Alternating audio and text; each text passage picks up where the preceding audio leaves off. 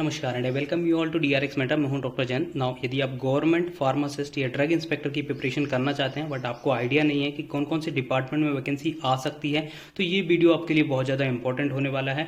और ये वीडियो उनके लिए भी इंपॉर्टेंट है जो रिसेंटली पास आउट होने वाले हैं और गवर्नमेंट में अपना करियर बनाना चाहते हैं। तो इस वीडियो में कवर करने वाला हूँ उन सभी वैकेंसीज के बारे में जो 2024 और 25 में आ सकती हैं। तो चलिए, ये वीडियो आपके लिए बहुत ज़्यादा इंपॉर्टेंट है, लास्ट तक देखिएगा। यहाँ पर मैं फार्मासिस्ट और ड्रग इंस्पेक्टर दोनों को ही कवर कर रहा हूँ विथ ऑफिशियल नोटिफिकेशन कि कितनी वैकेंसी है। मैं ऐसे अपने आप से नहीं बताऊंगा कि कितनी वैकेंसी आने वाली है, जितना पब्लिश्ड नोटिफिकेशन है उसके बेसिस पे भी मैं आपको बताऊंगा। तो चलिए स्टार्ट करते हैं।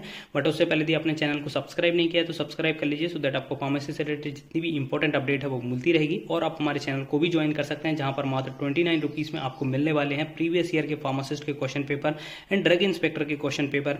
और जो MCQs मेरे द्वारा सॉल्व कराए जाते हैं उनकी भी PDF आपको अवेलेबल कराई जाएगी। आपको कोई गाइडेंस चाहिए रिलेटेड टू फार्मेसी एग्जाम, जैसे ड्रग इंस्पेक्टर हो गया या फार्मासिस्ट हो गया, या फिर आपको जीपीट नाइपर से रिलेटेड कोई भी गाइडेंस चाहिए तो वो भी आपको प्रोवाइड कराई जाएगी। एडिशनली आप हमारे कम्युनिटी सेक्शन को विजिट कर सकते हैं, जहां पर मैंने अपलोड किए हैं मोर देन 500 MCQs जो कि अर्लियर फार्मासिस्ट और ड्रग इंस्पेक्टर के क्वेश्चन पेपर में पूछे जा चुके हैं, तो वो भी आप अटेम्प्ट कर सकते हैं। डेली आपको 3 क्वेश्चन यहां पर मिलते हैं, 2 रिलेटेड टू फार्मा और 1 नॉन टेक का क्वेश्चन होता है, वो आप अटेम्प्ट कर सकते हैं। तो चलिए सब स्टार्ट करते हैं। सबसे पहले उनके लिए जो कि ESIC का एग्जाम क्वालिफाई कर चुके हैं और वो उनके कमेंट्स आते हैं कि सर इसका जो रिक्रूटमेंट प्रोसेस है कब रिज्यूम होगा। तो यहाँ पर आप देख सकते हैं ऑफिशियल नोटिफिकेशन है, उप क्षेत्रीय कार्यालय Thane, recruitment will be done after model code of conduct. तो जब आदर्श आचार संहिता एंड हो जाएगी, खत्म हो जाएगी, जो न्यू प्राइम मिनिस्टर होंगे जो भी होंगे, जब वो टेक ओवर करेंगे, चार्ज ले लेंगे, फिर उसके बाद ये आचार संहिता खत्म हो जाएगी और फिर जाके ये रिक्रूटमेंट रिज्यूम होगी। क्योंकि इसमें डॉक्यूमेंट वेरिफिकेशन और मेडिकल पेंडिंग है, तो जिन कैंडिडेट ने भी फार्मासिस्ट का एग्जाम क्वालिफाई किया हुआ है वो वेट कर रहे हैं, तो जस्ट 4 तारीख का वेट और करिए। मे बी लास्ट जून तक आपको जो डॉक्यूमेंट वेरिफिकेशन के लिए बुलाया जा सकता है। तो सबसे पहले जो मच अवेटेड वैकेंसी है, आपको पता है रेलवे फार्मासिस्ट की तरफ से, वो आपको देखने को मिल सकती है जुलाई से सितंबर के बीच में पैरामेडिकल कैटेगरीज में। अभी तक लेकिन इसका कोई ऑफिशियल नोटिफिकेशन नहीं आया है related to post, but previously लगभग 270 पोस्ट आई थी, तो मान के चलिए इस बार थोड़ा बढ़ के ही आएगा, क्योंकि उससे पहले लगभग 150 पोस्ट आई थी, उससे पहले 90 पोस्ट आई थी। तो ऐसे हम देखें तो इंक्रीज होकर हर साल वैकेंसी आ रही है, तो लगभग 300 प्लस वैकेंसी यहाँ पर एक एक्सपेक्टेड है कि देखने को मिल सकती है। दूसरा, आपको मैसिव वैकेंसी देखने को मिल सकती है ESIC में। यहाँ पर आप देखिए जो कि रिक्रूटमेंट से रिलेटेड आया था, जिसमें अमेंडमेंट है 18 से 27 ईयर एज होने वाली है यहाँ पर, जो कि पहले 30 थी। ठीक है, तो यहाँ पर फार्मासिस्ट की लगभग 981 पोस्ट शेड्यूल्ड थी 2023 के लिए, जो अभी तक नहीं आई हैं, क्योंकि ये लास्ट में ये नोटिफिकेशन आया था तो इसके रिक्रूटमेंट रूल वगैरह फ्रेम हो रहे थे। ठीक है, अब ये अमेंडमेंट पास हो गया होगा, पर उसके बाद क्या हो गया कि आपको पता है आचार संहिता लग गई है, तो लगभग 2024 के लास्ट में 2025 के फर्स्ट क्वार्टर में आपको ये वैकेंसी देखने को मिल सकती है। ये बहुत अच्छा नंबर है, 981 पोस्ट यहाँ पर आपको देखने को मिल सकती हैं।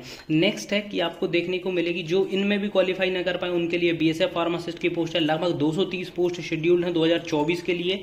ये आपको पता है पब्लिक नोटिस जारी किया गया है रिलेटेड टू रिक्रूटमेंट रूल। अब इसमें 30 दिन का टाइम दिया जाता है, 30 दिन में यदि आपकी कोई क्वेरी होती है किसी की भी तो वो सबमिट करता है, फिर उसके बाद फिर इसको मॉडिफाई किया जाता है यदि वो जस्टिफाई होता है। तो ये वैकेंसी आपको 230 मिल जाएगी देखने को, लगभग दिसंबर या फिर नवंबर दिसंबर में ये वैकेंसी आपको देखने को मिलेगी, और इसमें भी अच्छी खासी पोस्ट है, 230 पोस्ट आपको देखने को मिलेंगी BSF pharmacist, assistant, sub inspector, तो आप इसकी भी प्रिपरेशन कर सकते हैं।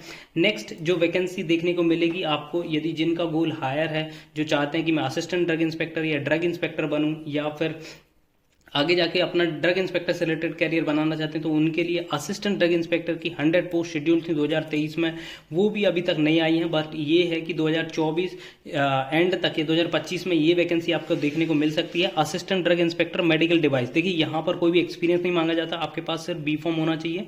इसकी मैक्सिमम एज लिमिट जो है वो 30 ईयर्स है।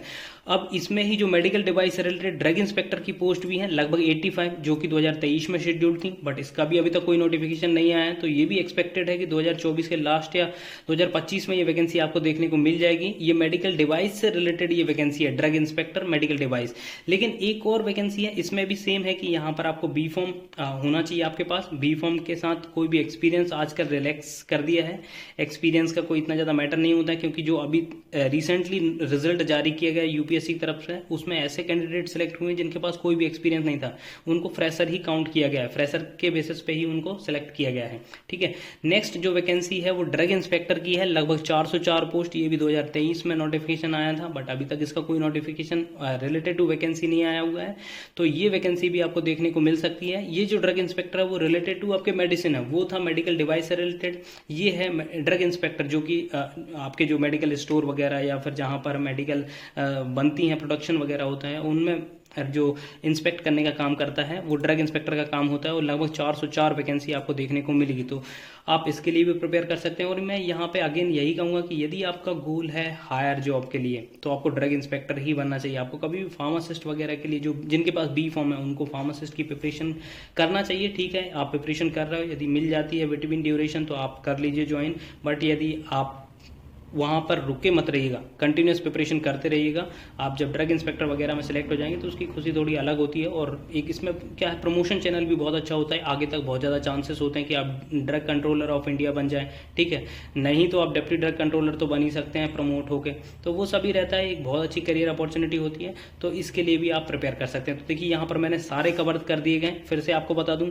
एक तो ESIC RRB में वैकेंसी आएगी लगभग 300, ESIC में आपको 981 पोस्ट देखने को मिल सकती हैं। फिर उसके बाद BSF में आपको 230 पोस्ट देखने को मिल सकती है। फिर आपको असिस्टेंट ड्रग इंस्पेक्टर की वैकेंसी देखने को मिल सकती है, ड्रग इंस्पेक्टर मेडिकल डिवाइस की वैकेंसी देखने को मिल सकती है, एंड ड्रग इंस्पेक्टर जो मेडिसिन से रिलेटेड है उसकी वैकेंसी देखने को मिल सकती है। यहाँ पर भी कोई भी एक्सपीरियंस आजकल नहीं मांगा जा रहा है, क्योंकि आपको पता है, अगेन मैं आपको रिपीट कर रहा हूँ कि जो सिलेक्ट हुए हैं उनके पास एक्सपीरियंस नहीं था, उनको कंसिडर किया गया। तो एक हमें मतलब एक वो पहले से था कि शेड्यूल CC1 में 18 मंथ का एक्सपीरियंस होना चाहिए, तो अब यहाँ पर ऐसा कोई है नहीं। अब इसके अलावा और कौन सी वैकेंसी देखने को मिल सकती है जिनका अभी तक नोटिफिकेशन जारी नहीं किया गया है? तो देखिए आपको एक SBI में वैकेंसी देखने को मिल सकती है। उसके बाद 2025 में आपको CGHS में वैकेंसी देखने को मिलेगी, जो कि SSC के थ्रू आती है। आपको पता है SSC का एग्जाम पहले खुद SSC कराता था 2019, सॉरी CGHS कराता था 2019 से पहले। अब लेकिन जैसे फेज 9 आई, फेज 10 आई, फेज 11 आई, फेज 12 आई। ठीक है, तो अभी जो रिसेंटली आई हुई है फेज 12 आई है, अब फेज 13 आएगी 2025 में, तो आप उसके लिए भी प्रिपरेशन कर सकते हैं। तो CGHS में वहाँ पर भी लगभग 70 से 80 पोस्ट हर साल आती हैं, तो उसके लिए प्रिपरेशन कर सकते हैं। यदि आप नॉन टेक्निकल, यदि आपका SSC जैसे एग्जाम वगैरह क्वालिफाई कर सकते हैं तो आप CGHS के लिए प्रिपेयर कर सकते हैं। तो ये हो गया। आपको अगेन कोल माइंस में भी वैकेंसी देखने को मिल सकती है, क्योंकि उसमें भी जो रिक्रूटमेंट अभी रिसेंटली में हुई थी उनमें रिटायर्ड लोगों को लिया गया था, तो मे बी कोल माइंस में आपको वैकेंसी देखने को मिल सकती है। उसके बाद सिपॉय फार्मा की भी रेगुलरली वैकेंसी आती है, तो सिपॉय फार्मासिस्ट की वैकेंसी आपको देखने को मिलेगी।